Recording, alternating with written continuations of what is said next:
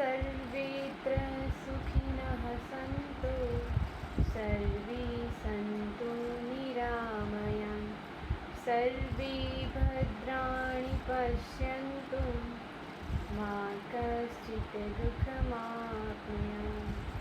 ॐ शान्ति शान्ति शान्ति। आप सर्वने मारा प्रणाम। આપણે ગયા વખતે યોગ વિદ્યા ગ્રંથ છે અથવા તો આપણો જે વિષય છે યોગ વિદ્યા, એમાં મેં તમને યોગ વિશે થોડો ટૂંક પરિચય આપ્યો હતો. અને બીજું કે આપને મેં PDF મટીરિયલ પણ મોકલી આપ્યું હતું. તો આપણે એ મટીરિયલ મુજબ આજે એક એક પોઈન્ટ જોઈશું. તો યોગ વિશે ટૂંક સમજમાં આપણે એવું સમજ્યા હતા કે ભાઈ આપણા શાસ્ત્રોની અંદર યોગનું વર્ણન કઈ રીતે છે. પ્રાચીન ઋષિમુનિઓએ પણ એનું વર્ણન કરેલું છે. ઇવન શ્રીમદ ભગવદ્ ગીતા એ પણ એક યોગ ગ્રંથ છે.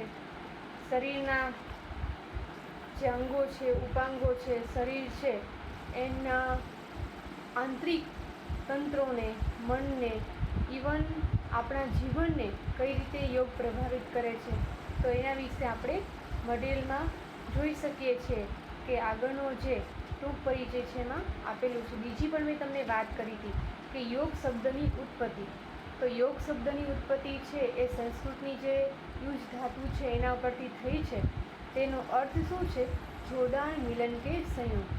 આપ સૌએ માત્ર જે મુખ્ય પોઈન્ટ છે એ ખાસ યાદ રાખવાના છે કે યોગ શું છે, એ કઈ રીતે ઉપયોગી છે, એ કયા શબ્દ પરથી આવ્યો છે, કઈ ધાતુ પરથી આવેલો છે. ઓકે. ત્યાર પછી બીજું છે યોગની પરિભાષા. તો યોગની પરિભાષામાં પણ ગયા વખતે મેં આપણને વાત કરી હતી કે ભાઈ યોગ ચિત્તવૃત્તિ નિરોધો, યોગ કર્મસુ કૌશલમ, સમત્વમ યોગ ઉચ્યતે. આ જુદી જુદી વ્યાખ્યાઓ, પરિભાષાઓ આપણા શાસ્ત્રોમાં યોગની આપેલી છે. તો એ અનુસાર આપણે જોઈએ તો યોગનો અર્થ છે કે ભાઈ આત્માનું પરમાત્મા સાથે મિલન, જીવનું શિવ સાથે મિલન, અક્ષરનું પરબ્રહ્મ સાથે મિલન. તો એ રીતે આપણો જે આ આત્મા છે, આપણી ભીતર રહેલો છે, તેનું જ્યારે ભગવાન સાથે મિલન થાય, યોગ થાય, તો એને યોગ તરીકે વર્ણવવામાં આવ્યો છે. અને પછી છે યોગનો ઇતિહાસ. તો યોગનો ઇતિહાસ છે, આમ તો યોગનો ઇતિહાસ અલગ અલગ રીતે વર્ણવવામાં આવ્યો છે. હિરણ્યગર્ભ છે એમણે યોગની શરૂઆત કરી છે એવું પણ શાસ્ત્રોમાં કહેવાય છે. ઇવન એના આદિ પ્રવક્તા ભગવાન શિવને કહેવામાં આવ્યા છે. ઋષભદેવને ક્યાંક કહેવામાં આવે છે. આપણા ઉપનિષદ છે, પુરાણ છે, આપણા ગ્રંથો છે, એની અંદર અલગ અલગ ઇતિહાસ સમાયેલો છે કે જેમાં યોગનું વર્ણન થયેલું હોય છે. આપણે આમાં જોઈએ છીએ તમારા જે સિલેબસમાં છે કે યોગ શું છે, તો આસન, પ્રાણાયામ, પ્રાર્થના, એકાગ્રતા, મનન, ચિંતન, ધ્યાન, પરમ સત્ય, એ બધા યોગ વિદ્યામાં આવેલા મહત્ત્વના અંગો છે. બીજું આપણે જોઈએ કે ઈસવીસન પૂર્વે 150 વર્ષના ગાળા દરમિયાન પતંજલિ મુનિ તેમણે એક ગ્રંથ લખ્યો છે. એની પણ મેં ગયા વખતે આપણને વાત કરી હતી કે ભાઈ પાતંજલ યોગસૂત્ર, કે જેની અંદર અષ્ટાંગ યોગની વાત આવેલી છે, તેમજ તેમાં 195 સૂત્ર આવેલા છે. જે સૂત્રની અંદર 4 પાદ છે: સમાધિપાદ, સાધનપાદ, વિભૂતિપાદ, કૈવલ્યપાદ. જેમાં અલગ અલગ આપણા 8 અંગો છે જે યોગના 8 અંગો કયા છે, આપણે કઈ રીતે આપણી ચિત્તની વૃત્તિનો નિરોધ કરવો જોઈએ, ચિત્તની વૃત્તિઓ કેટલી છે, એ બધાનું ખૂબ જ ડિટેલપૂર્વક અથવા તો કંઈ ઊંડાણપૂર્વક વર્ણન થયેલું છે. અને એ ઉપરાંત પણ ઘણા ગુરુઓ થઈ ગયા છે, જેમ કે રમણ મહર્ષિ છે, સ્વામી દયાનંદ સરસ્વતી છે. ત્યાર પછી તમારા સિલેબસમાં ઉલ્લેખ છે કે એક મહાન યોગી શ્રી અરવિંદ, તો એ પણ એક યોગના આચાર્ય થઈ ગયેલા છે.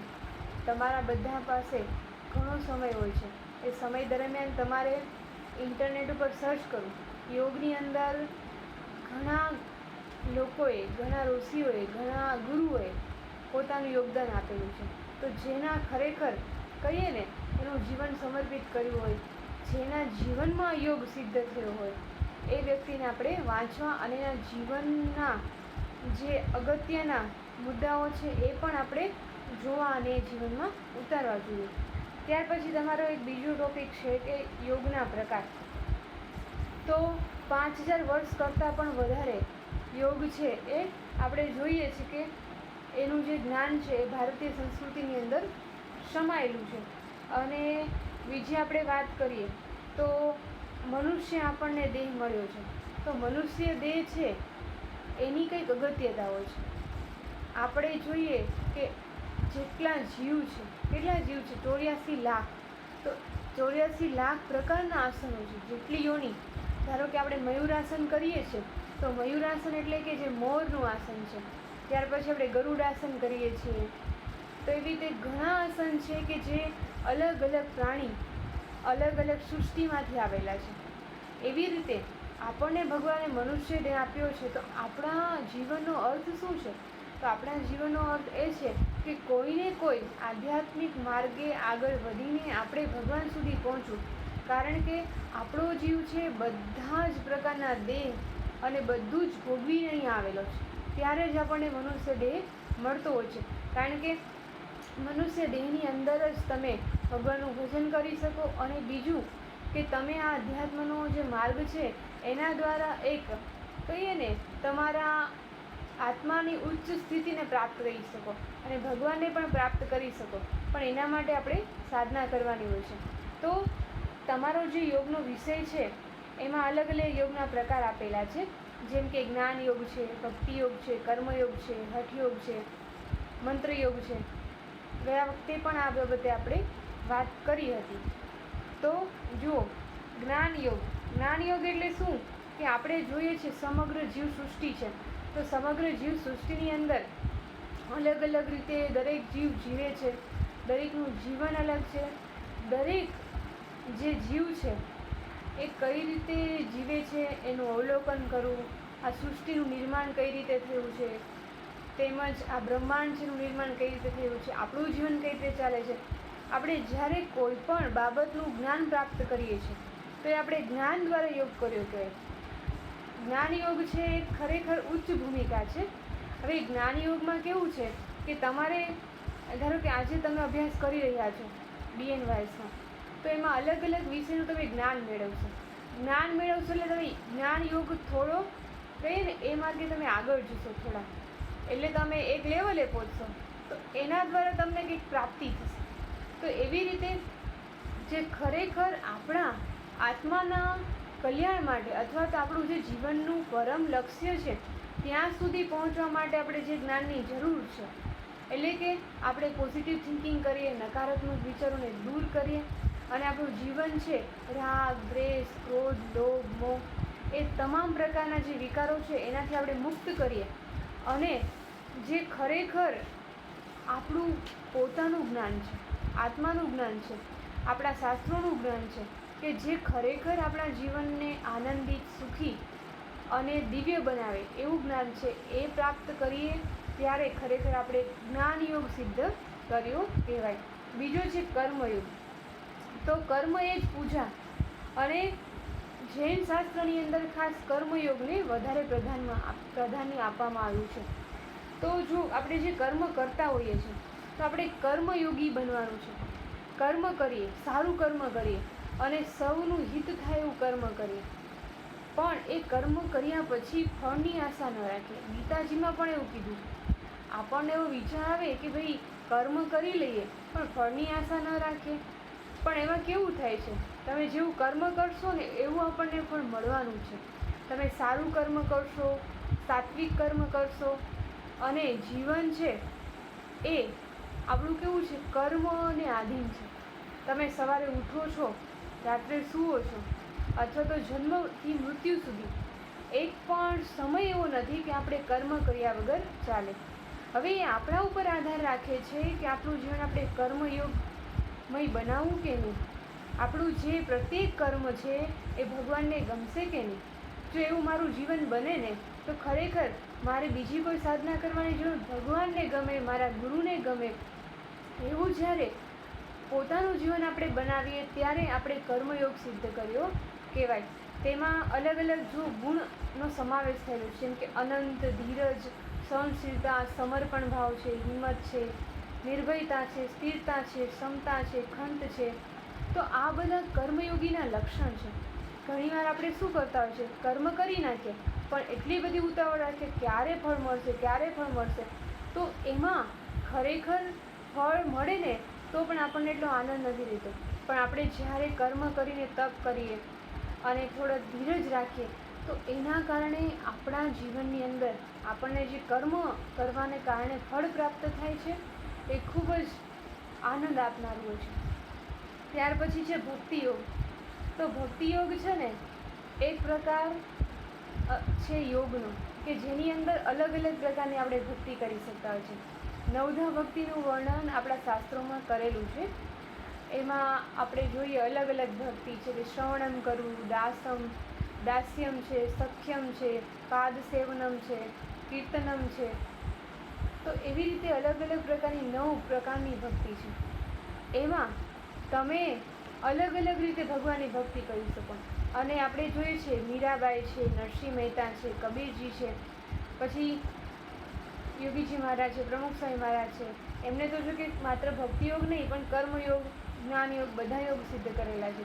પણ ખાસ કરીને તમને પૂછવામાં આવે કે ભક્તિયોગમાં કોણ એવા સંત થઈ ગયા અથવા તો કોણ એવા ભગવાનના ભક્ત થઈ ગયા કે જેણે ભક્તિયોગ દ્વારા ભગવાનને પ્રાપ્ત કર્યા.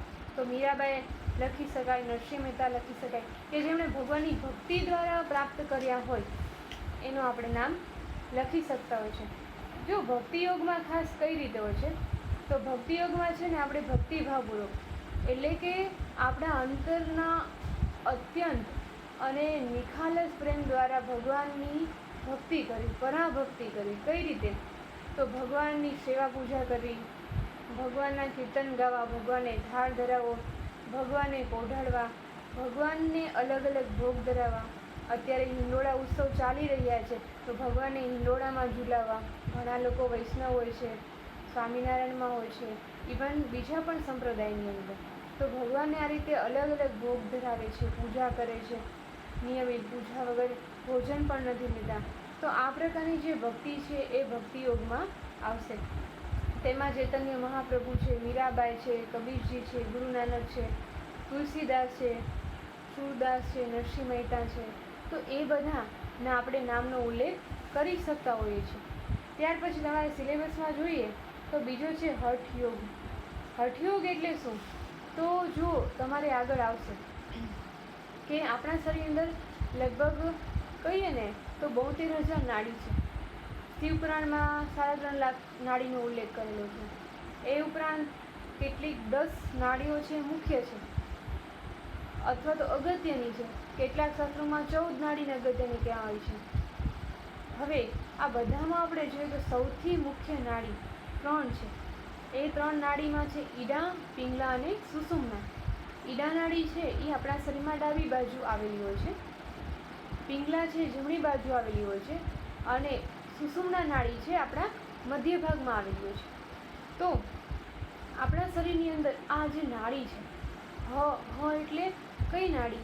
તો હ એટલે ઈડા નાડી અને ઠ એટલે પિંગલા નાડી. તો ઈડા નાડી અને પિંગલા નાડી એટલે કે સૂર્ય નાડી અને ચંદ્ર નાડી છે એનું મિલન છે શું કહેવાય છે? હઠયોગ. આ બંને નાડીનું જ્યારે મિલન થાય અથવા તો એ સુષુમ્ના માર્ગે આ નાડીનું મિલન થાય અને જે આપણી કુંડલીની શક્તિ છે એ ઉપર સુધી જાય, ઉર્ધ્વગમન કરે, સહસ્ત્રાર સુધી જાય, એને કહેવામાં આવે છે હઠયોગ. અને હઠયોગની સાધનામાં ઘણા લોકો જોડાયેલા હોય છે. ખાસ કરીને તમે બધાએ ગુરુ ગોરખનાથનું નામ સાંભળ્યું હશે. તો ગુરુ ગોરખનાથ છે ને એમણે આ પદ્ધતિ વિકસાવી હતી હઠયોગની. એમાં પ્રાણ, આસન, મુદ્રા, બંધ વગેરેનો સમાવેશ થાય છે. અને હઠયોગમાં ઘણા ગ્રંથો છે. હઠયોગ પ્રદીપિકા છે, ગોરખ સંહિતા છે, હઠ રત્નાવલી છે, એવા ઘણા ગ્રંથોનો સમાવેશ થયેલો છે. એટલે કે જો આપણી પિંગલા નાડી છે એટલે કે સૂર્ય નાડી અને ચંદ્ર નાડી, એ બંને નાડી જ્યારે છે એનો પ્રવાહ એટલે કે કુંડલીનો પ્રવાહ આપણે જ્યારે ઉર્ધ્વગમન કરશે અને આપણા આત્માની ઉન્નતિ થશે. આપણો જે આધ્યાત્મિક ભાવ છે અથવા તો આપણા આંતરિક દોષો દૂર થઈ અને આપણે જ્યારે ઉધ્વગમન કરીશું, આપણી પ્રાણ ઉર્જા ઉધ્વગમન કરે છે ત્યારે ખરેખર આપણે એક કહીએ ને આધ્યાત્મિક ઉન્નતિએ પહોંચતા હોય છે. તો એ ખાસ કરીને હઠયોગ દ્વારા સિદ્ધ થતું હોય છે. અને હઠયોગ પ્રદીપિકા છે, આમાં લખેલું છે આપણે એ રીતે ઈસવીસન પૂર્વે 1350માં એનું નિર્માણ થયેલું છે. આમાં જે અગત્યના મુદ્દાઓ છે તમારે ખાસ લખી લેવા જોઈએ કે હઠયોગ એટલે શું. તો સૂર્યચંદ્ર નાડી જે છે સુષુમ્ના માર્ગે મિલન, પછી હઠયોગ પ્રદીપિકા ગ્રંથ છે એ હઠયોગનો ગ્રંથ છે, તેનું નિર્માણ છે તો 1350 ઈસવીસન પૂર્વે થયેલું છે. હઠયોગમાં સાધનનું મુખ્ય અંગ શું છે તો પ્રાણનો સંયમ. તો એ પણ તમને પૂછી શકે છે. પ્રાણનો સંયમ એટલે કે આપણા અંદર 5 પ્રકારના પ્રાણ છે: પ્રાણ, અપાન, સમાન, વ્યાન, ઉદાન. તો આપણા જે પ્રાણ છે એ છે એનો સંયમ કરવાનો છે. 5 પ્રાણ છે, પછી 5 આપણા કોષો છે. આપણી ભીતર ભગવાને અનંત પ્રકારનું કહીએ ને અનંત પ્રકારની નવી નવી રચનાઓ કરેલી છે કે જેનું આજે વૈજ્ઞાનિકો ખૂબ જ સંશોધન કરી રહ્યા છે, છતાં તેઓ એના ભાવને પામી નથી શક્યા. એના માટે કહીએ ને કે ઘણું જ સંશોધન કરે છે, પણ એ માત્ર આપણી જે ફિઝિકલ બોડી છે એટલે કે તમે જો જોઈ શકો છો એ શરીર છે એના ઉપર એ સંશોધન કરે છે. પણ ખરેખર જ્યારે તેઓ આંતરિક રીતે સાધના કરે અને આંતરિક સંશોધન કરે ત્યારે એને ખ્યાલ આવે કે ખરેખર આપણા જે 3 શરીર છે, સ્થૂળ, સૂક્ષ્મ અને કારણ, તો 3 શરીરમાં માત્ર આપણું જે સ્થૂળ શરીર છે નહીં, આંતરિક 2 જે શરીર છે એ શરીર પણ ખૂબ અગત્યના છે. તો હઠયોગમાં આપણે એ પણ ધ્યાન રાખીશું કે 4 સાધનોનો આપણે અભ્યાસ કરીએ છીએ તો એમાં આપણા શરીરની અંદર જે નકારાત્મક કચરો છે એ ન હોવો જોઈએ. અપચો છે, શરીરમાં અમુક ભાગમાં લોહીનો ભરાવો થવો, પછી રક્ત પરિભ્રમણના અવરોધો, જ્ઞાનતંતુમાં સૂક્ષ્મ જોડાણો, સ્નાયુઓ અતિ કઠણ, ઢીલાપણું, કંપન, નબળાઈ, અંતઃસ્રાવીની ગડબડો વગેરે દૂર થાય છે. આ બધું આમ તો આપણા શરીરની અંદર રહેલા ટોક્સિન્સ કહી શકાય, કચરો કહી શકાય કે જે આપણને અવરોધ ઉત્પન્ન કરે. પણ તમે જ્યારે સાધના કરો ત્યારે આજે ઉપરોક્ત વર્ણવ્યું એ બધું દૂર થતું હોય છે. તો આજે આપણે અહીંયા રાખીએ છીએ હઠયોગ સુધી. આપ સૌ આનો અભ્યાસ ખૂબ સરસ રીતે કરી લેજો અને ફરીથી આપણે કાલે મળીશું.